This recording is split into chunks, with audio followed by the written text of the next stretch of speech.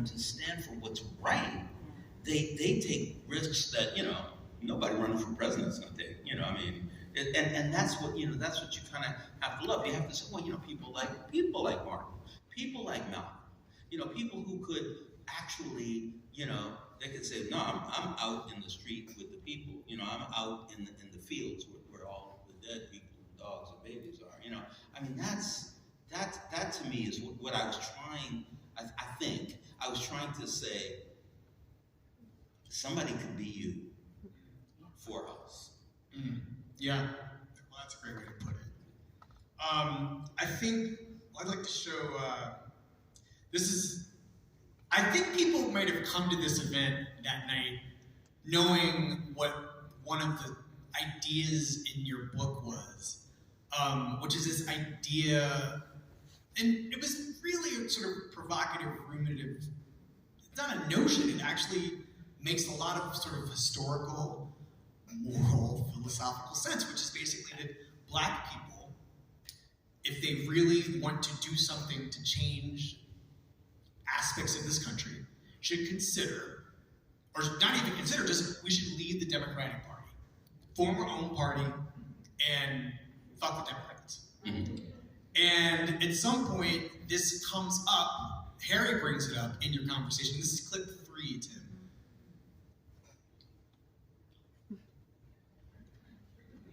There is no loyalty that the Democratic Party has ever known from its constituency, as they're known from the Black community. We are the most loyal. We vote with the greatest consistency. In many places, the party wouldn't exist as a power force if the Black vote had not been so generously evidencing itself. And yet, that constituency, the Black people, are the least rewarded by much that the Democratic Party does consciously. It doesn't really reach into the pain and into the relief of its Black constituents until it is profitable. And how, with that sort of framework, who is filling which roles in that metaphor? And I guess the thing to think about now, these many years later, is, some things that have happened since 2006. There is a Black Lives Matter movement. We've had 8 years of a Black presidency and then 4 years of a toxic, allergic reaction to that presidency. There are more people in the House, more Black people in the House of Representatives than ever in the history of this country, but there had been. I think there still might be. And there has been a sort of conscious, especially if you want to think about 2020 as being a sort of national historical flashpoint in the way we at least think about the systems by which the country has operated with respect to the way it's treated white people, or treated Black people on white people's behalf. Treated so-called. Right? It's not a Jeremiad. It is not a treatise. It is not a rant. It is you going and asking yourself these really important, personally existential questions that lead as a Black person to these questions about who we should be in this country. And I think that I want to believe that the thing that drew Harry to the book is the same thing that drew everybody who read that book to it, which is, or the thing that they got out of it that they didn't necessarily know they were going to get, which was that this is not an answer for you. You've no solution. This is a proposition. That's that, right? I mean, and that's what we should all be part of that dialogue. Yeah, absolutely. And I think, I don't know, there's something about he just seemed to light up at the prospect of what, I don't have a clip of this, but I mean, he really seemed thrilled by just the presentation, because this is actually during a time in 2006 when George Bush was still president. And this is, there's a real consideration about what Black people ought to be doing to, Katrina's happened. Like, what is in our interest as a people with respect to the presidency? And that then leads to this other question that comes up during your conversation. And he's thinking about, this is a conversation you guys are moved on to thinking about Martin Luther King. And something that he said to Harry not too long before he died, or was assassinated. Tim, this is clip number 4.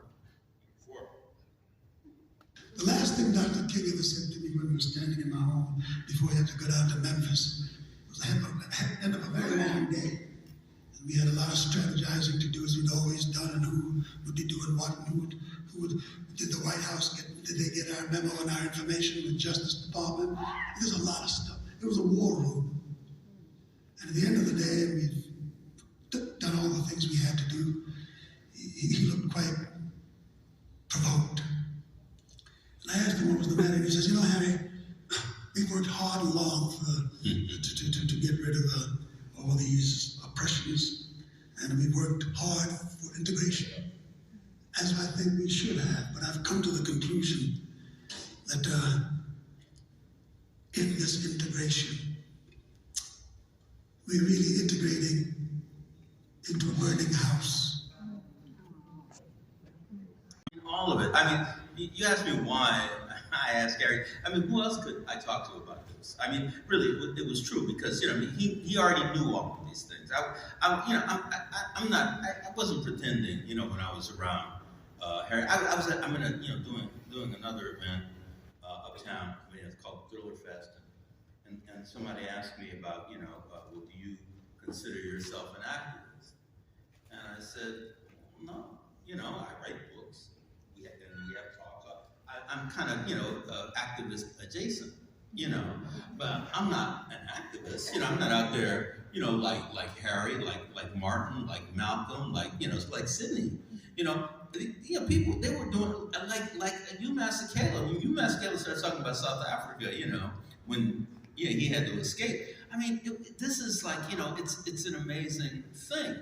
So, I'm not trying to say, and I would never want anybody to think that I'm trying to, teach, along with or to Harry, because that's just, he was an extraordinary human being who was, I don't know how strongly I can say that, he was completely free. Completely free. And it had nothing to do with him being Harry Belafonte. One of the stories I was saying backstage was Harry and I were in a plane flying from Are you going to tell? LA to New York. And I get out of we just sat together and talked, and we get out, and I had a car waiting for me. He was supposed to have a car waiting for him. His car didn't come, who knows why. This young woman, born in America, Jamaican woman, Jamaican parents, young, 20s. She's, has my car, some Mosely your car's right here. She's coming up. And then Harry starts talking to her. And he's talking, and he's talking. And he's talking, and I'm looking this way, and then I turn back, and Harry's getting into my car. And he's driving off. And I said, excuse me, wasn't that my car? Couldn't I at least go with Eric, And she said, oh, no, Mrs. Mosley, don't worry, your car's coming, he'll be here in 2 minutes. I just put him in. And I said, so you like Harry Belafonte? And she looked at me, completely honestly, she said, is that his name? And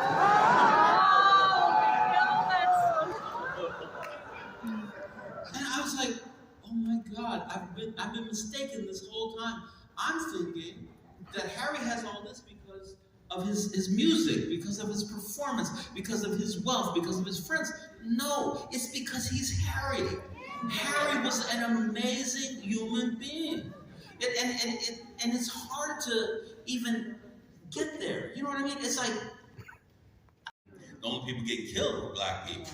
The only place getting burned was our neighborhood. And they punished us for a decade after that. A decade.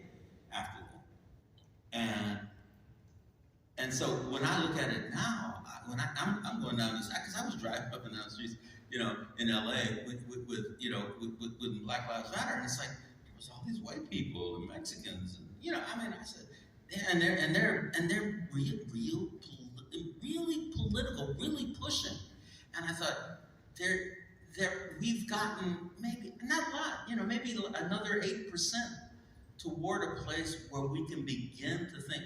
All we have to do is convince our so-called white brothers that it's not our fault that corporate America has hobbled and paralyzed them.